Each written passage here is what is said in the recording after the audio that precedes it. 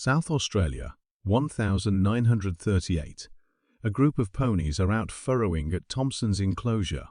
Situated on a homestead close to Allendale, east, one of the ponies immovably establishes its foot through the surface into the primary known contact with the sinkhole. Stunned by this, the family endeavors to fill the trench with a heap of stones, yet the opening was broad to the point that they before long acknowledged they had something undeniably more pompous on their hands. What was apparently a group business as journey wound up uncovering one of the most supernatural doors people have at any point found. The shaft was first found as a 1 foot small opening that, once inspected all the more firmly, uncovered a lot bigger sinkhole with a 3 foot breadth estimation. Characterized as a characteristic sinkhole, the shaft over the course of the years has developed into one of the more well-known vacation destinations in Mount Gambier, South Australia. When groundwater permeates descending from the land surface, it becomes acidic, so it consumes limestone, dissolving it. This is the means by which the shaft's remarkable topographical development emerged over millennia. The shaft's primary chamber is around 460 feet in length and 260 feet wide. The water level is around 23 feet subterranean level, and since its disclosure has developed more extensive by a significant degree, a passage broadens east with a profundity of around 407 feet, and toward the northwest around 260 feet. Jumpers are brought down into the chamber with a derrick framework because of the sheer level and size of the drum, and opening the shaft got its nominal epithet due to the brilliant shaft of daylight which penetrates through the entry to the profundities of the water on a radiant day. In the mid-1960s, jumpers started to investigate the sinkhole because of mechanical progressions in the field gear utilized, comprised of single interest valves, wetsuits, weight belts, and single low-power plunge lights, and so on. The jumps must be directed out so everyone can see to guarantee the security of the jumpers. These novice excursions were simply used to explore different avenues regarding the new innovation and to unexpectedly enough try things out of what people were equipped for. In this limit, as of now, this shaft had turned into a gentle worldwide vacationer accomplishment from the very beginning of the 60s, the entire way to the mid-70s. The shaft had been home to around 80 outings deep down, while likewise earning a pioneer mantra in the cavern jumping industry. So how precisely did everything veer off track? On May 26, 1973, a gathering of 9 jumpers showed up in Mount Gambier to dive themselves into the obscure John H. Bakerman, Peter Spur, Christine Mullen, Glenn Mill operator, Stephen Millett, Larry Reynolds, Gordon G.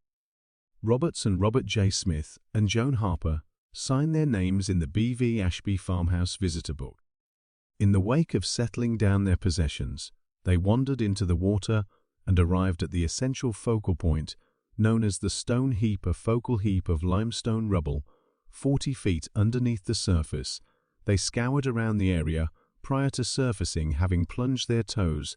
The gathering wanted to return the following morning and keep investigating the cave. On the morning of May 28, the gathering wandered back to the sinkhole with their gear prepared. Joan Harper concluded that morning she would remain by the sinkhole and getting ready sweltering soup for everyone. When they got back to the surface, what Joan didn't have the foggiest idea anyway was that those jars of Campbell's chicken noodle soup might have all around saved her life. The gathering topped off their chambers at Mount Gambier and dropped under the water to the stone heap they had visited 2 days earlier. The region encompassing the stone heap comprised of obscurity. It was neglected and canvassed in limestone rubble and free residue. It plunged downwards where the impacts of nitrogen narcosis become exceptionally outrageous, on the off chance that the breathing gas isn't weakened by helium. For the people who don't know, nitrogen narcosis is an adjustment of cognizance, neuromuscular capability, and conduct welcomed on by breathing packed idle gases. Even at the manageable profundities of the stone heap, the impacts of narcosis would have previously been weighty, and many conjecture that it might have proactively started impacting the cooperative choices, making the essential plummet went in like manna. The gathering arrived at the stone heap and investigated the region for a while. Robert Smith, who had coordinated the vast majority of the arrangement, what's more, was the most experienced out of the entire gathering, started to feel the nitrogen narcosis impacts grab hold. They were 180 feet underneath the surface. Right now, Smith motioned to his plunge mates that he planned to get back to the surface, in which they motioned back that they would remain some time longer, in spite of a marginally restless Smith. Regardless of his anxiety, Smith put trust into his jump mates, who apparently knew their cutoff points. He remains orbiting the stone heap, while he anticipated his companions for around 8 minutes before he saw Glen Mill operators light getting back from where in which the others had headed. Smith and Millet got together and arrived at the surface together, in a rush, finding that Larry Reynolds had proactively re-emerged. Millet cleared up for Smith and Reynolds that he had been checking his time and had endeavored to tell his sister Christine that they needed to return rapidly. Yet the two kin were isolated before he could attempt right. As he uncovered this, Peter burst, surfaced in a load of fatigue. There was almost no oxygen left in his tank. The other three men knew what was happening was currently critical.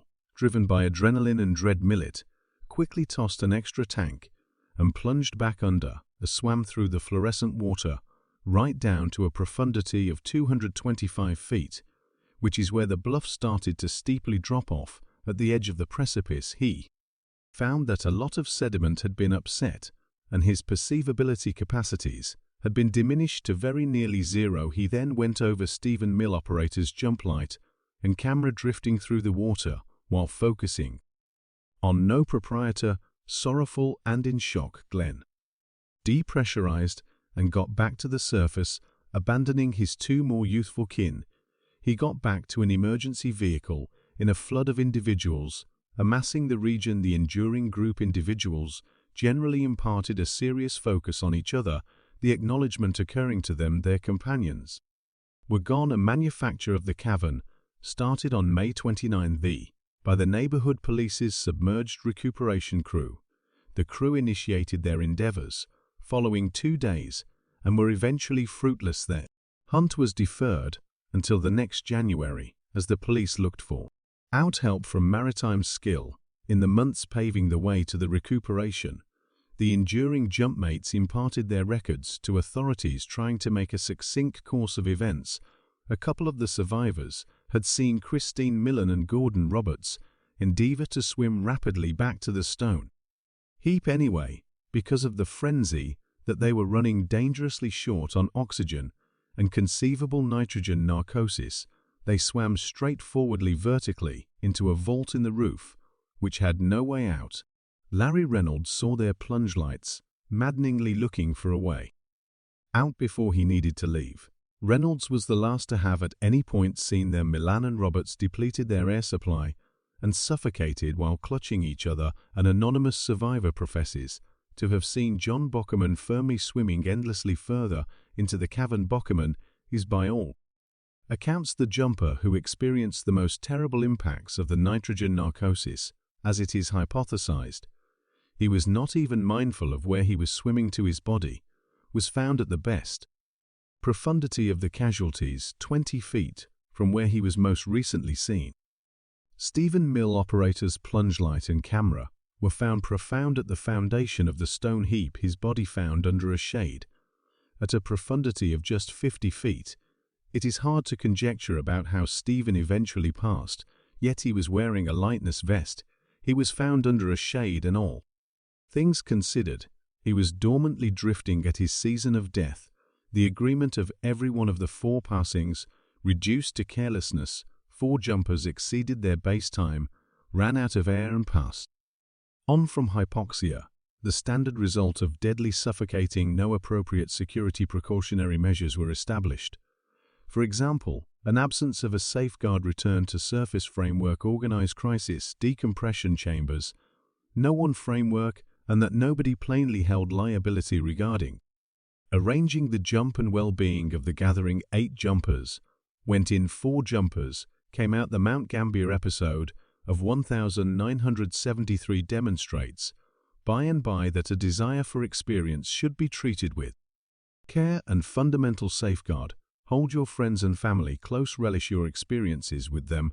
No one can tell when it'll be your last.